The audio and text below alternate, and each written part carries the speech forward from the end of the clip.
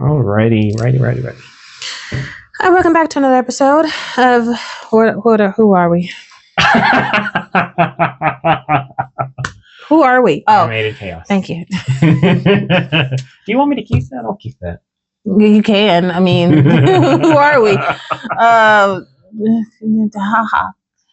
Jai. I'm Kyle. And we're talking about what? We're talking about Courage the Cowardly Dog because I mentioned in a little offshoot video that we just put out not too long ago.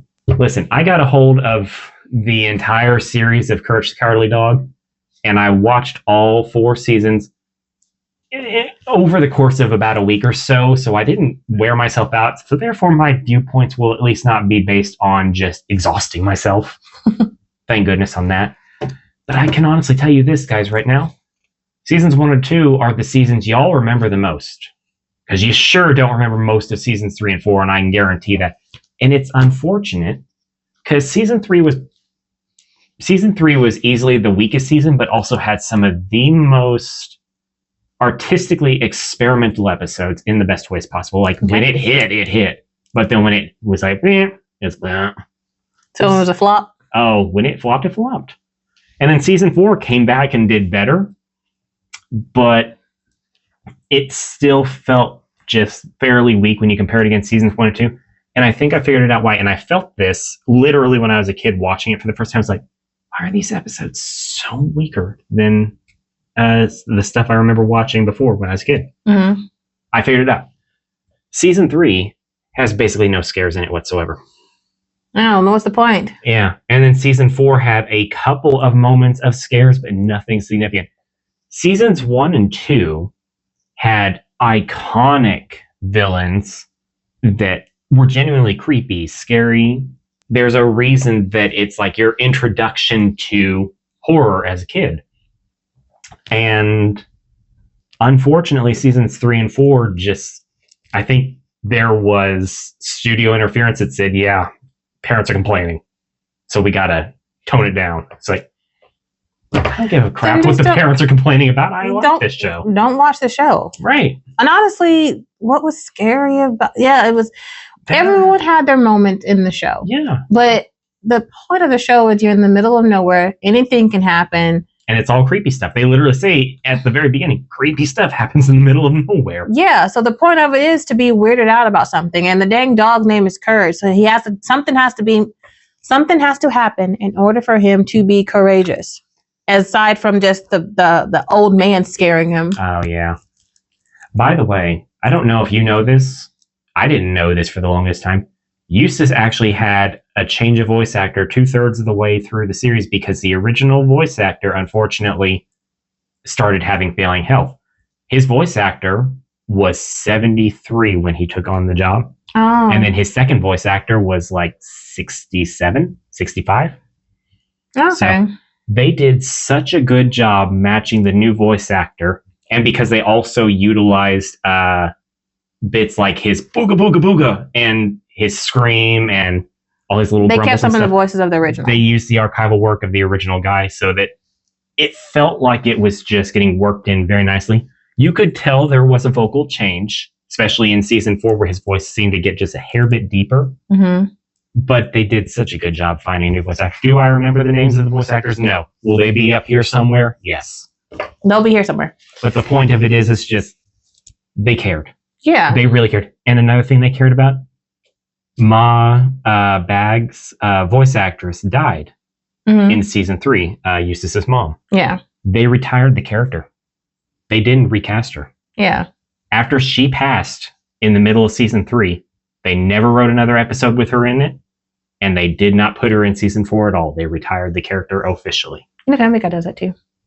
That's nice. You don't see that often. Usually it's, we're going to recast because we're going to continue to use this character. It's nice when a showrunner, a production company, whatever, it's nice when they actually honor the people that worked on it. When the person retires, they retire the character too. Yeah. And her passing was pretty sudden, I think, which was part of why they retired her. It's a shame because her last episode was not really a great episode for her. Mm-hmm. It was a weak Ma Bag sudden villain episode. Mm-hmm. And it's a shame because in season 1, you got the idea that she was supposed to be more of a middle ground. A middle ground. Yeah. She was friendly to Courage initially, Mhm. but mean to her son. But Yeah, then because they found middle ground. It gave the buffer because with Courage, it was either you hated him or loved him. So Yeah. you had, what was the woman's name?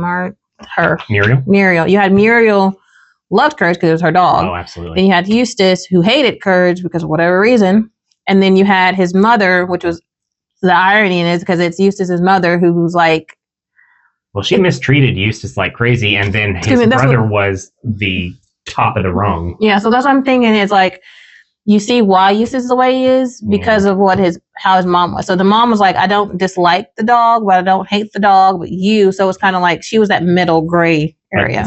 But the moment Courage got in the way, she's adapting the stupid dog, and just like, you suddenly became a villain where you were kind of more of that just anti-hero villain sort of middle ground character. I don't know. I just wanted to go over a handful of the episodes. I'm not going to go super in detail because I don't want to spend that much time doing that. I just want to go over like definitely the high points and maybe point out a couple of the low points just a little bit. Not go in crazy detail, but like from right off the bat, here's one thing we know is that you can actually watch the pilot of Courage the Cowardly Dog on YouTube.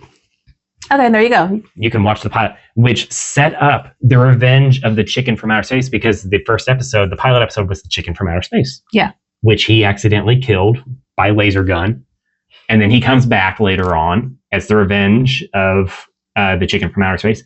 And then in season 4, after his appearance in season 1 or 2, it's the sons that come and they're all 3 on one chicken head, or 3 chicken heads on one body. So like a Cerberus. Yeah, kind of.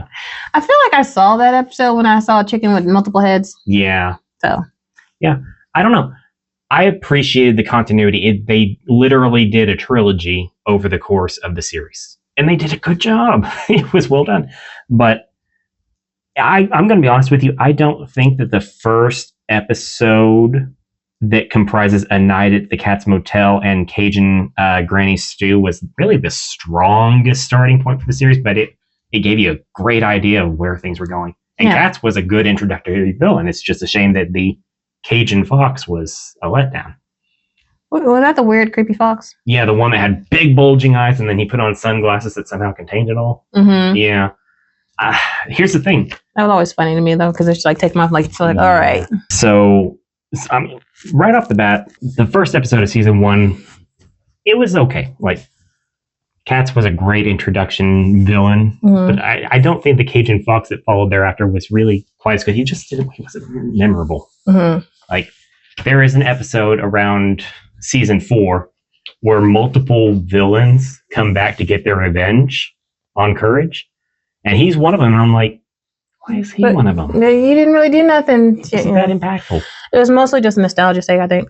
That was an episode that I remember fondly, but I couldn't remember which villains were part of it. And then I looked at a couple of them, like, only Cats and LeQuack ever came back as recurring villains. So all these other villains, some of them iconic, some of them not so much. I'm like, why are you here? Well, if there's only 4 seasons, they probably did it as just a roundabout nostalgia, showing all of the villains prior. Yeah, that's very likely. The first episode that really just hit me as to how good and memorable season 1 was the Demon in the Mattress. The one where they did basically an Exorcist parody. When she was possessed. Yeah, I remember that one. Yeah. Like, that was an Exorcist parody. And it was a good one. It was funny. It was kept lighthearted enough. They managed to translate The Exorcist into something that was child-friendly by having them do a thumb war.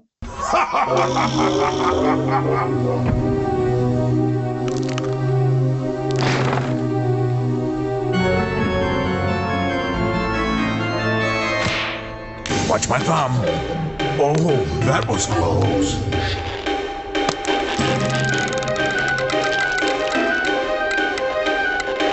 Ah, nice move, little doggy. Ha! Slip away, will you? 1, 2, 3. Gotcha! You lose!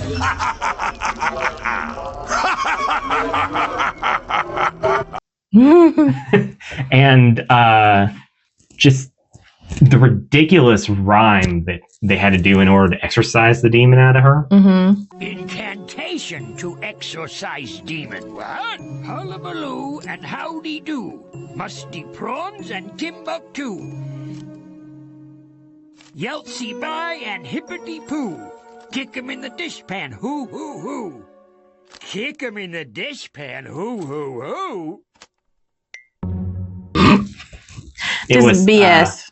It was total BS, but it was stupid, and it was a great way to basically introduce The Exorcist in the most unserious way A possible. child-friendly way. They did it so good.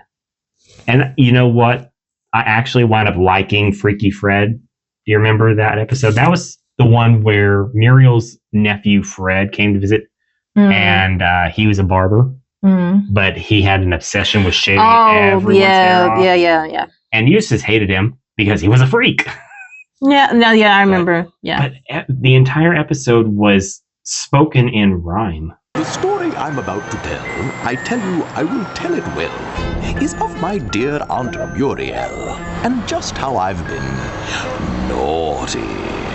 Whenever Fred spoke, Mm-hmm. it was all completely poetic rhyme of him basically expressing his with love from Fred. Didn't the episode end saying with love from Fred? Yeah. And I didn't care for that episode initially when I was younger, but older now, I really appreciate the episode because they went into detail and really good. Mhm. It was a good episode that I liked a lot. I mean, the one, I don't know what, I'm pretty sure it was the season one, but the main one that everyone always quotes when something stupid and weird happens, the scientists don't know how to leave shit alone, Yeah. is return the slab. Did you not learn anything from Courage? Yes. Return the slab. What? Return the slab, or suffer my curse. Like, everyone always quotes that one. You know what? I actually really liked the Duck Brothers a lot because all three of them were voiced by Jess Harnell.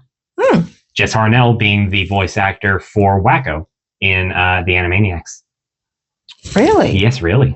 I like the anime. So you're listening to three wackos all speaking and being mad at each other. It's delightful, honestly.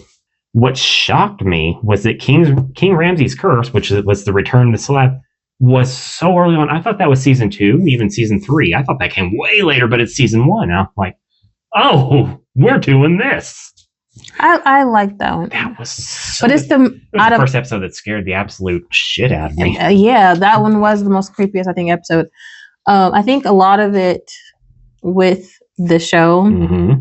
was, out of all the ones you can quote, yeah, you can remember the cat, you can remember the duck, because again, they showed them a lot more. Yep. But then Return to the Slab is the most quoted Oh, hands down. episode because it was the one that was kind of like, oh, you took it really, really, really there. Oh.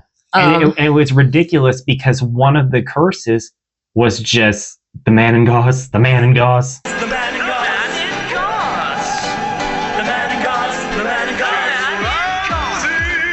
The man in gauze. The man in gauze. It's just like, oh, it's stupid, but it's funny. Yeah. And- I don't really remember much of that episode. I really don't. I just know did they ever return it? What happened to the slab? Was it destroyed? I don't remember. Eustace threw it to King Ramses, then changed his mind. He's like, what am I doing? I could be making $1 million off of this thing. And then at that point, the slab had been completely cleared of all its plagues. But Eustace is like, what you gonna do now? You're out of ammo. And then he's like, bet locusts. And the locusts like came and ate Eustace, and then Eustace wound up being entrapped in the slab himself. Here's my thing: is Eustace has died a lot. Yes, So for is some, Muriel. yeah, but somehow It there, resets every episode. yeah, like he's died, and Muriel. Sometime in the episode, she ain't worried about it. Nope. She just grabs Courage, sits in her chair, and that's it. What I love most about Muriel, and her voice actress only just died in 2021, by the way. Mm. That was the only character she ever voiced, by the way. And she Really? literally reprised it every single time that Muriel popped up. And the last time Muriel came in was in a crossover thing on Cartoon Network in Mhm. 2021. Didn't they kill Muriel when the character died? When the voice actor died? Didn't they? They haven't brought her back since 2021, no. Mm. But I thought they I don't actually know did if like they might bring her back, and if they do, I don't know who they would get. No. I mean, like when the voice actress for Muriel died, didn't they do like a death for this character? Or was it just maybe know. it could have been just a fan made thing? But I swear I saw something where it was like a ghost of her that she passed, and it was because the voice actress passed. But it could have been a fan art thing. It probably was. I haven't seen anything about it, but that does not mean that it doesn't exist. If it exists, please, by all means, let us know. I'd love to see it, actually. Unfortunately, both of Eustace's voice actors did ultimately die at some point. The first one died in 2003. The second one died in 2016. Mm. Unfortunately, neither of them really kind of got the sort of loving send-off, I think, compared to, like, Muriel's voice actress did. But even Muriel's voice actress, I think, was kind of a silent goodbye. One of my most favorite episodes, and I didn't really care for the episode when I was a kid because I thought it was boring, Mhm. but as an adult, I love it. The Hunchback of Nowhere. Do you remember that one? It was basically just a covering of The Hunchback of Notre Dame where a hunchback man, sweet as can be, is just looking for shelter for the night.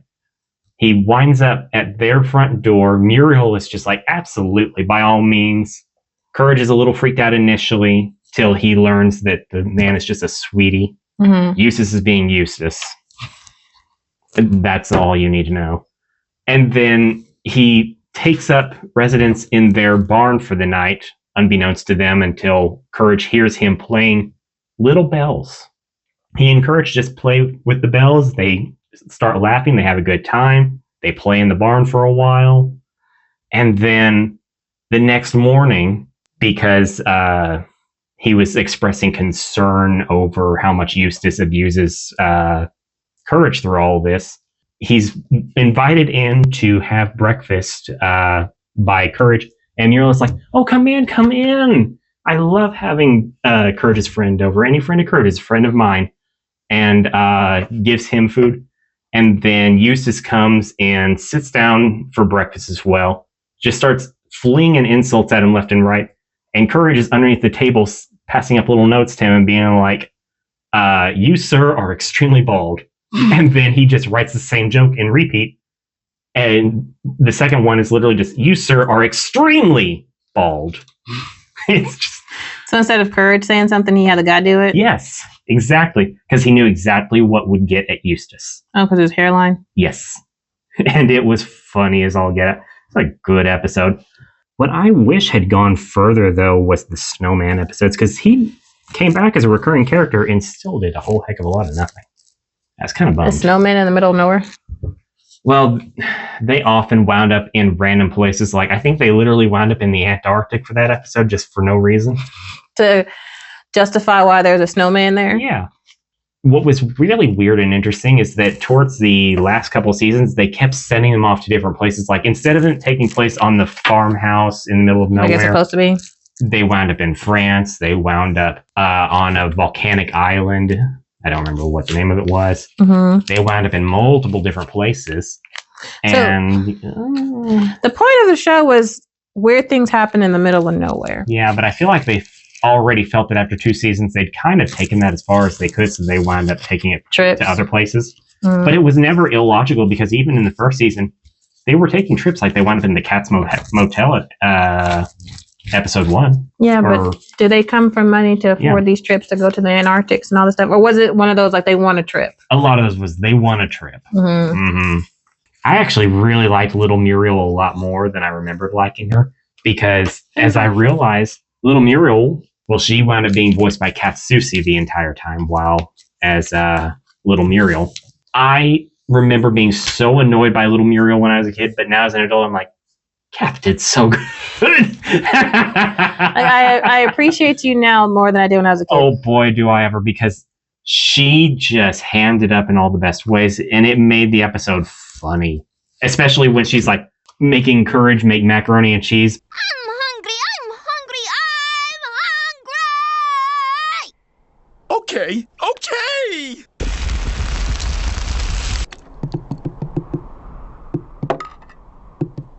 stinks! I hate it this way. What's wrong with it? Less cheese.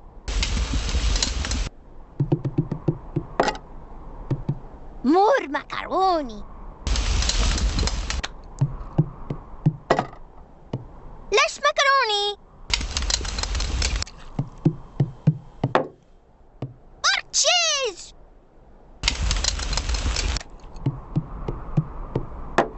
More cheese and macaroni. Too much macaroni. Ooh, perfect. I hate macaroni and cheese. Is that where that meme came from? 'Cause I saw somebody Yes. do that, and I was like, "What are they talking about?" Yes, that's where that came from. Okay. And then finally, after I think like 7 runs of this, well, just as it was getting old, he had layered it like 7 layers high of macaroni and cheese. Just, Mm-hmm. and then she's like, "Ooh, perfect." I hate macaroni and cheese. I remember that. I remember the throwing of the macaroni and cheese, and I remember the anger. So all of that entire 2 minutes spent on that one joke to culminate in just anger and frustration. And you, Yeah, as you a kid, felt you it. were a little angered. Yeah, no, you felt that. You felt the anger and frustration out Yes, of that. you did. But it was a good episode. I really liked it. And then the follow-up of that was The Great Vasily, which was the crocodile that came with a magic show and transformed them into puppets. He's a little crocodile alligator thing. And he's like, "How now, brown cow?" All that. He wants them to do that. And then he was voiced by Jim Cummings. I love listening to Jim Cummings. He's such a good voice actor. Oh, this is a crocodile. Yeah. Oh, okay. Oh, okay. I remember the Yeah. puppet episode. Yeah, that one actually scared me as a kid. That one genuinely scared me as a kid. Like, the idea was terrifying. Of him turning them into puppets? Yes. And then they didn't get changed back at the end of the episode. Oh, yeah, no, they were still puppets, and Courage was the one that was, yeah. Yeah. So it was one of those episodes where there wasn't really It was a one of those solution. episodes where they were dead at the end. Yeah. Yeah, there was no solution to it. They were gone. Yeah. There are some episodes in here that I honestly can say I had forgotten until I watched them. I was like, oh, yeah, that episode. Yeah, it's kind of like this character you keep bringing up. It's like, no. And I'm like, oh, yeah, I know that person. Or I remember enough of this person. Yeah.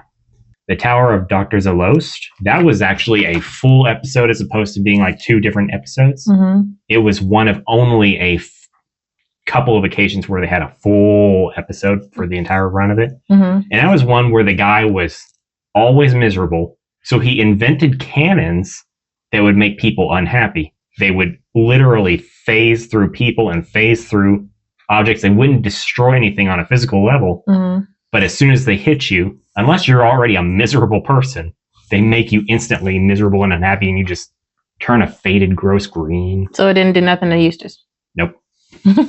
Nope, not at all. Because he was already miserable. Nope. And then the only way to reverse it was Muriel's Happy Plums. Because she has a recipe that she calls Happy Plums that can instantly make anyone happy. Because she puts vinegar in the Drugs. plums. Vinegar. Oh, yeah, vinegar. Vinegar. We'll go Everything with it vinegar. became all about vinegar for her. I'm trying not to talk about every last episode because I don't want to, for one thing, and that wouldn't be fun for you guys. I recommend that you go and buy the DVDs and just watch it because it's not going to be on HBO no more. They Where is removed it. Walmart? Walmart. That's where I found it. Walmart for $20, guys. Come on. But like season 3, I'm going to say this: season 3 was the weakest season. Stroke. Yeah, I don't know what's going on there. I was like, Cheeky. It was the weakest season There you go. of the 4 by far. And that is saying something in that even the weakest episodes were still better than some of the stuff you see on modern TV. But we're not getting into that. It was also the season of experimentation. The entire season was not scary, but they really went there with some stuff. One of my favorites wound up being Hard Drive Courage. That was a good one. They experimented with a lot of different animation throughout the series. A lot. There's a lot more 3D animation in there than you'll ever have remembered was in there. And yeah, by today's standard, it's pretty weak because there's no textures in any of it. Mm-hmm. And it can sometimes stand out but they lit it just right so that it never felt so jarringly out of place. Mm-hmm. Fully 3D rendered Courage in all his glory, beautifully animated as they're circling around him so you get the full view of everything. He's walking around. Just I feel like I transition. remember that. Yeah, and then the beautiful part of it is that as he came to a point where he saw Muriel and she was just in binary code colors, he sticks his arm through this window or whatever it is, the doorway, and it goes back to 2D animation. So there's this beautiful transition between him being in 3D and 2D in one of the scenes, and it's just like, wow, that's a big deal for the early 2000s. Yeah, because even some animes don't do a smooth transition from that video game style to animation, which I still don't really care for. Mm-hmm. Though, granted, there was one show, can't think of the name, but they did a really good job of, you can see the very much video game simulation type movements, but it's so smoothly done. And so to see that they did that in there earlier on, that's good. Because, yeah, you don't really notice it. It's just kind of like, oh, that's a cool, nifty thing, but you get away with it because he's in a computer. Yeah. And then that same episode, they did Ride of the Valkyries. And that was a good one, too, because they were visiting some random island that was never explained. They were just there to do bird watching of a rare duck, bird, something or other. I think it was a bird. I think one of my favorites, though, from this particular run was where they went to France and visited the Louvre. And due to planetary alignment, it brought the Louvre to life. They literally did Night at the Museum 4 years before the movie came out, more or less doing their own adapting version of the book that came out in 1993 because the movie was adapted from a book. Okay. Yeah. But they adapted Night at the Museum in their own way before Night at the Museum came out and wound up being an extremely popular movie. So there you go. That's not the only thing that they adapted in advance of some other stuff, but that's one of them. It's like, damn, that was good. And it wasn't a scary episode, unfortunately. I wish it had been. And the scenery, like they depicted every single one of these paintings so beautifully. I think sometimes it's more of a filler. Yeah. But it was like, it didn't feel like it was like unnecessary filler. Yeah. I don't know. Season 3 had a lot more misses than it did hits, but when it hit, it had some good ones. What I'm getting out of season 3 and possibly season 4 is the fact that it was just a bunch of filler, it felt like traveling episodes. Yeah. And there were grosser episodes, like hands down, the grossest episode that I don't ever want to watch again, ever, because of just how disgusting it was Evil Weevil from season 2. That was one where a human-sized weevil came in and was trying to like suck the life essence out of Eustace and Muriel. I don't know why they kept being targeted for all this weird shit. They're the only ones that lived up there. I guess. But in an effort to basically stop him, Courage had to do this gross contest where he had to eat things that progressively got grosser and grosser and grosser. So it started out with boiled broccoli, then went to rancid boiled broccoli, and then so forth and so on. That one made me almost vomit when I was a kid. So going back and watching that episode again, I was like, I will skip this episode from now on. So it was like what, a food eating contest type? Yeah, but it progressively got worse. That was back in season 2. I did not like that episode at all. You know, season 4 actually had a couple really good episodes in The Windmill Vandals. That one was, that's the first time in a long time they'd gone so dark again. That one actually scared me as a kid because what happened was the original owner of the farm who had built the windmill that sits there on that farmland had built it, and they actually gave history on this, when the town was still using water mills all 100 years or so ago. And when the water mill dried up, he was the only one who still had power. Those water mills were being run by Viking-looking guys on horses. Okay. And they claimed that, or basically set a curse in place where basically, should the windmill ever stop spinning, which up to this point it had been destroyed multiple times, but in this continuity for this episode, if it ever stops spinning, they will come back from the dead, basically doing a 4 Horsemen of the Apocalypse style story, and execute every single person on that farm. But why? As revenge. Because theirs stopped and his didn't? Yep, because he was the only one who had power. By season 4, they really ramped it up with the skies and got very atmospheric with everything. Mhm. Like, typically you'd see just a simple night sky with all those stars and stuff. By season 4, they had clouds in the sky that looked like a genuine photograph, Mhm. but I'm pretty sure it was all hand painted in there. I'm getting a little off track here. The point of all of this is just that was a really good dark episode in a season that just didn't really get there, unfortunately. In a season that didn't really have very much dark themes, this was the one that had the dark themes. Yeah, because really not many other episodes ever did that thereafter, unfortunately. I'm not good at explaining these things, and I think that's kind of a good thing that I'm kind of bouncing around because I want you guys to watch these episodes. I explain everything. What's the fun of that? Yeah.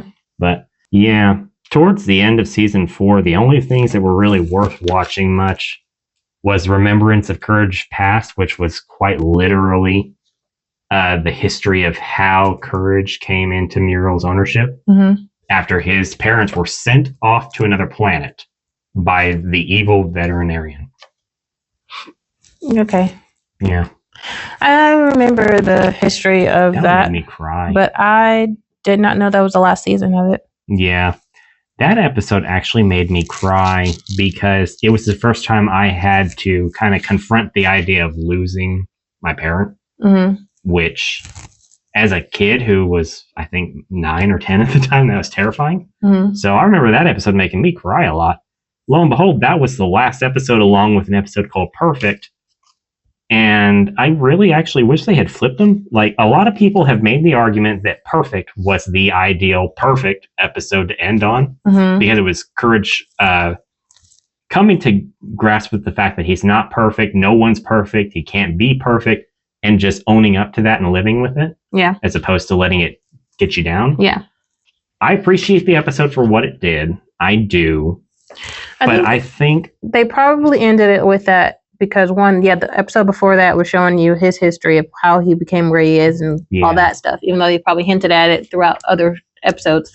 But ending it with Perfect is because it's Courage the cowardly dog. Yeah. How can you be courageous when you're cowardly? Yeah. And so, but he shows it numerous times, even through his fear, he's battling through that to be courageous to help Muriel, who is his only mother figure he wants. And yes, Eustace, even though it's like, I'm okay if you're not, but at the same time, I'm going to save you too.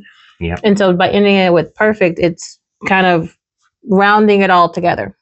On top of that, with Perfect, they did 4 or 5 different animation styles because he had nightmares as he was grappling with this trainer-teacher thing that he had crafted from his own imagination, mind you. His mind had torn at him that much that he crafted this thing to basically tutor him to be perfect. And he did not get a good night's rest.